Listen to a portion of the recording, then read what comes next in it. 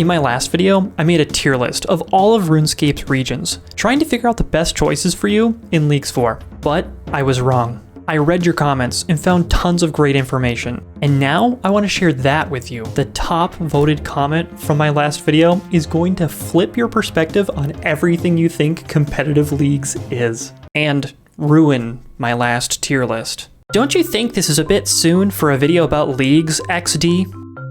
No. Why is Dragon Pick a big deal? I'm pretty sure it barely makes sense to get for irons unless you're going for 200 mil all in the main game. Yeah, honestly, I think I went a little bit overboard when I was describing the Dragon Pick in my last video.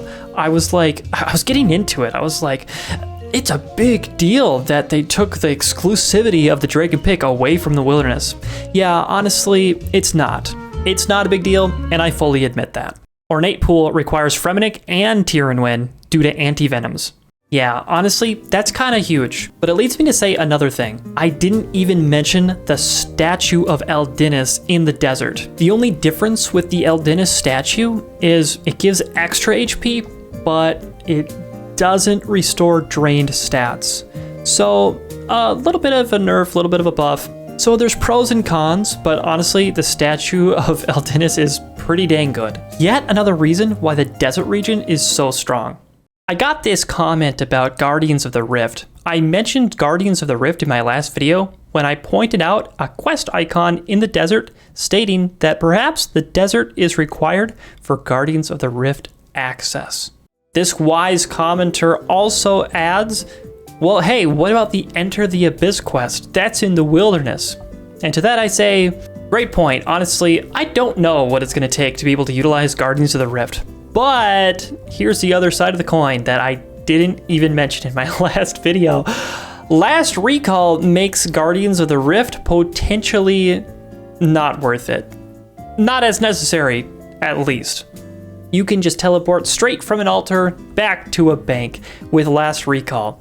So maybe we don't even have to talk about Guardians of the Rift. This comment talks about the blowpipe. Hey, I talked about how bad the blowpipe was in my last video, but this commenter says, well, what about Rigor? Rigor is new this Trailblazer. We didn't even have access to Rigor. If you're not aware, Rigor's this incredible prayer that's unlocked through the Chambers of Xeric. Great point. Yeah, blowpipe is a lot stronger because of Rigor. I didn't even think about that. That's so cool. Rigor's a pretty significant buff, and there's other discussion underneath this comment, and those commenters made the same mistake that I remember making in the research of our first Trailblazer. Everyone freaks out about supplying the blowpipe with darts, because they say, well, you can't make darts unless you have done the Desert Quest Tourist Trap. Well, let me remind you of the collective community facepalm that we all did once Trailblazer started, or I don't know, it was sometime around then. Everyone kind of realized that, like, wait, you don't actually need Tourist Trap to attach feathers to darts, which means relevant darts, like Dragon Darts, which you can't even smith in the first place, it doesn't matter if you've done Tourist Trap or not. Tourist Trap only applies to smelting the dart tips. So, yeah, who cares about Tourist Trap? You don't need the desert region to supply your blowpipe. Question is, when do you think we'll actually get leagues? Probably winter 2017. Not all of these comments are jaw-dropping, amazing, earth-shattering, but there is one of those coming up. This commenter is trying to disagree with me about the desert. Hey, by the way, WeSkillNow, the mage training arena's in there, so drop it down to A. Well, there's this massive misconception that I've seen a lot of people have about this league. And they're saying things like, well, you know, mage training arena's super slow, and like mini games are pretty slow in general. What if there's a relic that makes it so that points are boosted? Well, can I just confirm to you that this conversation has happened 1,000 times, and Jagex has said, yeah, they're gonna boost minigame progression this time around. Not even through a relic, just passively. Like, XP boosts isn't from a relic, it's just passive. That's what minigames are gonna be like too. So, Mage Training Arena is not bumping the desert away from S tier. Mage Training Arena is gonna be totally fine. And in fact, you're probably gonna spend like way too much time at Mage Training Arena. It's just leveling yourself up if you feel like doing it that way. Because by the time you're done with Mage Training Arena, you're gonna hardly have any magic levels at all. That's my prediction. Clean your glasses, man. I agree. I did. Thank you. Lorenzendary commented on my last video, and I love this guy. I've known him for years at this point. He's a baller, and he's gotten a Dragon Cup in every league so far, and I've seen his journey through it too. What does he have to say? He says, Brian, by the way, remember, a bunch of regions last time had more points than others, so keep that in mind. It's not about endgame weapons. It's about what do you like doing at the end of the day. Which I think is totally wise, you know, like leave it to a dragon player to point something like that out. It doesn't matter if you end up with endgame weapon, a Torva, a Shadow, if you hate doing the rest of the grinds. You're gonna end up in the Adamant Cup if you don't do the content that's in the region that you choose. So keep that in mind, and I'll make an even more valuable video in the future about the best content in the game per region, so that it'll be like an easier choice for you to choose. This comment's amazing. There's a lot of information here, but he goes and talks about how I was wrong about Tyr Wen. He says, you know what? The Bofa is actually incredible, and in a really respectable way goes through several of the different bosses about how Bofa, despite not being the appropriate choice to use against those bosses, still will definitely rip them up in leagues. So yeah, that's totally fair to say. I've had Zaya in the S tier because of the twisted bow, but honestly, only ballers are gonna have a twisted bow in leagues at the end of the day. It takes a lot of KC, it takes a lot of luck, a lot of Olm kills to get a twisted bow. At the end of the day, Bofa is the same story. It depends on luck to get it, and it's not that easy, but it's easier than a twisted bow. We can agree on that.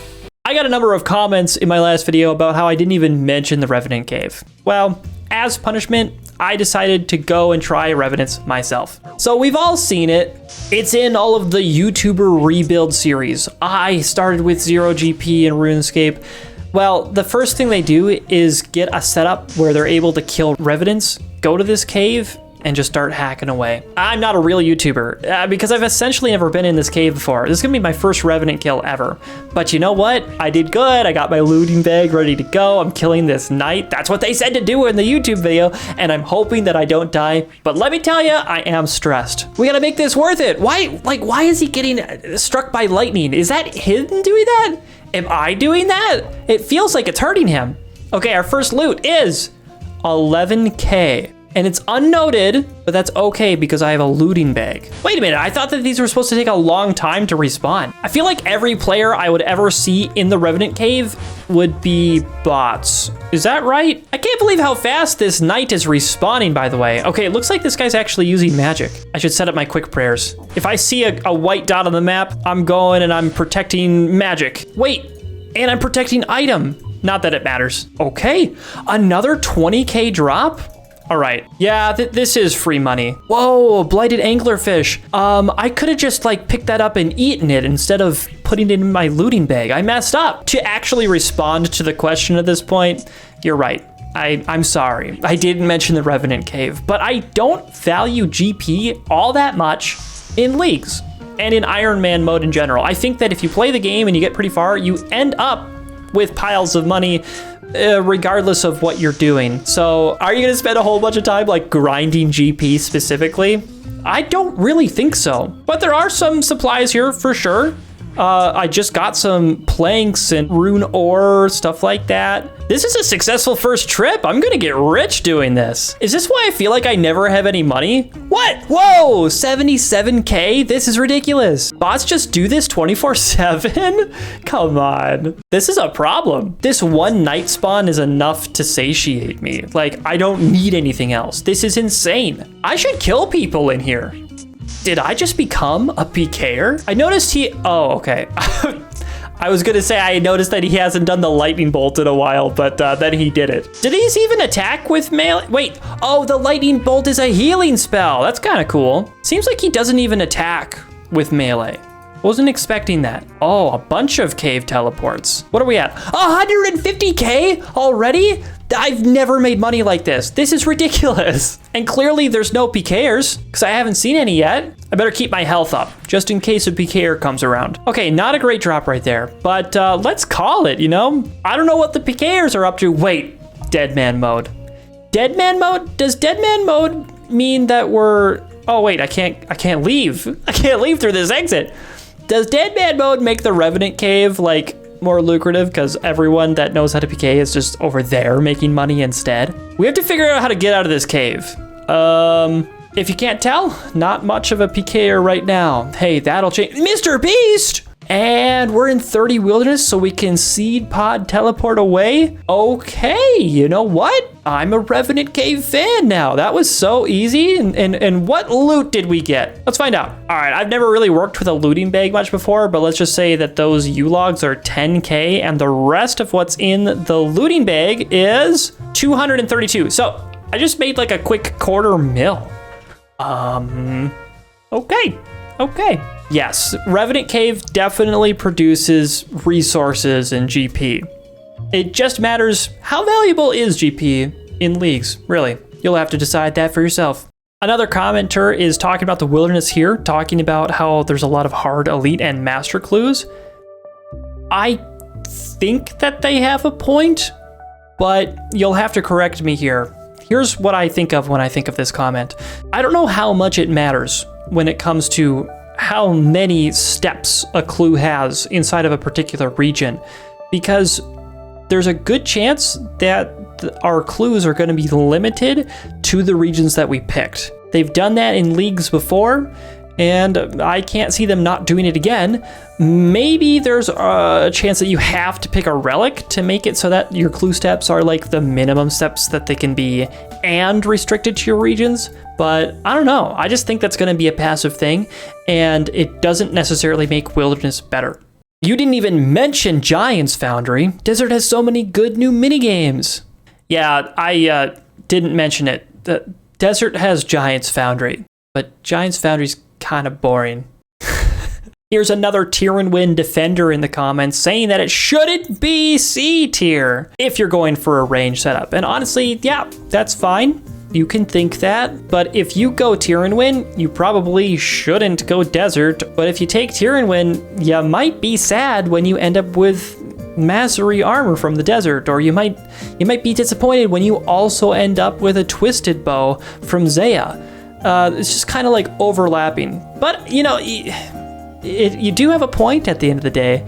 It depends. It definitely depends on the choices that you make in your journey here. Are you going to be a Bofa fellow or a twisted Chad? This comment is from a filthy casual talking about how we should just choose the regions that make us happy. And honestly, he might be the best player of us all. It was really interesting in Trailblazer 1 considering which regions we were going to go to based on how many points there could potentially be in them. But I think that's impossible to actually know for sure. And we did assume that Desert would have the least amount of points in Trailblazer 1, and that turned out to be true. We just have no idea. Jagex can balance it any way they want, and I think that they have even more tools this time around in order to accomplish that. It's so interesting that this Trailblazer, we're going to have static point thresholds for Dragon Cups. We're no longer chasing that top 1%.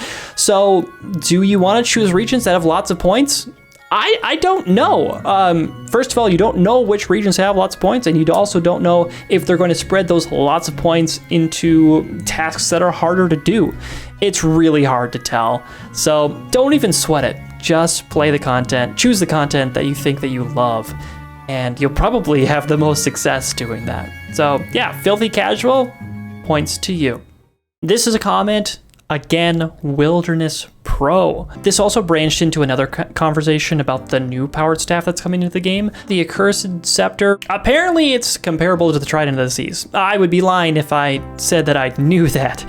Yeah, okay. If it's a good powered scepter, that's interesting. It is, but it's not very Leagues relevant because it's also in Kandarin, just like where Trident of the Seas is, which it's supposed to be weaker than the Trident of the Seas, so the new staff probably does not have any Leagues importance to it. But okay, Wilderness, yeah, the Accursed Scepter should not be slept on. All right, noted. Thank you for the comment. The Wilderness Mage Arena. Yeah, it gives you the best in slot cloak. That's honestly so true, and I'm embarrassed that it wasn't in my last video.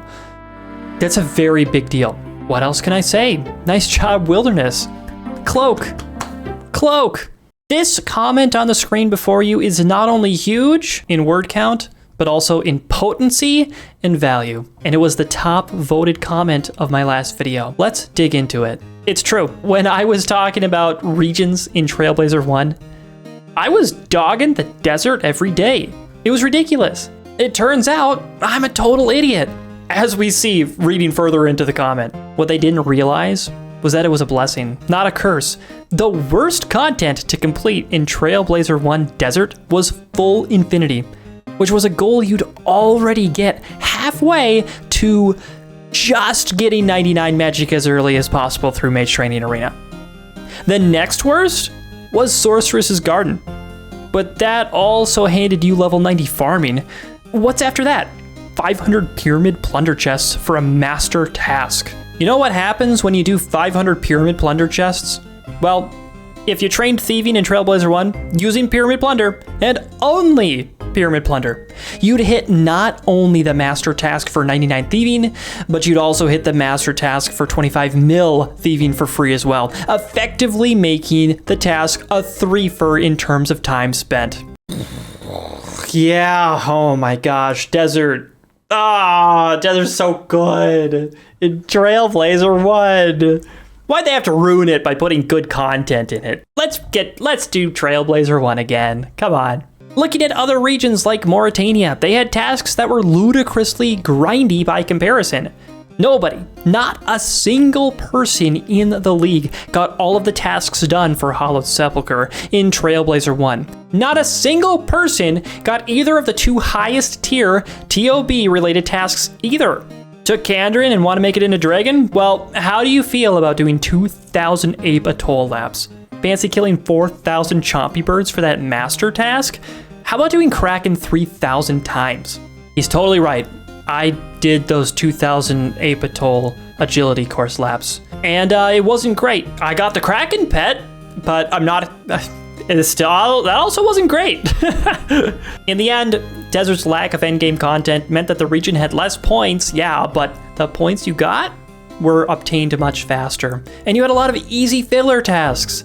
Every ancient teleport in the spellbook had a task. Now that the desert has more content, I'd expect they'll be replacing a lot of the faster tasks with things like Temporos or TOA, and so the desert will likely become another region like Mauritania, where nobody's going to max it out due to raid-related achievements. That being said, a lot of the unlocks like Ancients will still be very good, and hope that everyone who takes it in this league is going to have just as much fun with it as I did back in Trailblazer 1. What an incredible comment. I am blown away. It's written with legitimacy and truth, and this is going to flip the whole tier list on its head. Things that have good items in it are F tier. Things that have crap are S tier. The wilderness? Honestly, I adore that comment. I think it's so good, and I think that it points to a bigger truth. Don't even pick your regions based on items that you're going to get. The things that you have to grind. Oh, I want a twisted bow. I should definitely take Zaya. No, take Zaya because you love Souls rune crafting. Because you love the catacombs. Take the things that you're going to actually see through to the end. He's got a fantastic point. Desert was so easy, albeit lame, in Trailblazer 1. Really cool things to think about. It's true, I didn't even mention Nex in my last video, and I can't believe it. Torva armor, Zerite crossbow, an amazing loot table, the culmination of the God Wars dungeon. I really can't believe I didn't mention Nex. But thinking about Asgarnia a little bit further, it feels like the glue that holds the rest of the regions together. I'm thinking about melee armor right now. If you don't have Asgarnia, you don't have boots, you don't have Bando's armor, you don't have Torva armor. I'm kind of amazed that I didn't mention that. And maybe Asgarnia is better than I thought. Maybe. Doing this research made me realize that more tier lists would be appropriate. I think that we need a tier list for AFK players, for casual players, and just a rethinking of what might be best in general. It's not necessarily items. I think we made an item tier list, and that just might not be the best league's tier list. So coming soon, I think I'm gonna make some tier lists for the type of player that you are. Casual, min-maxer, skiller, bosser. I'm interested in doing that research, so let's do that soon. Holy smokes, it's the woodcutting girl from the woodcutting videos making a comment on my league's video.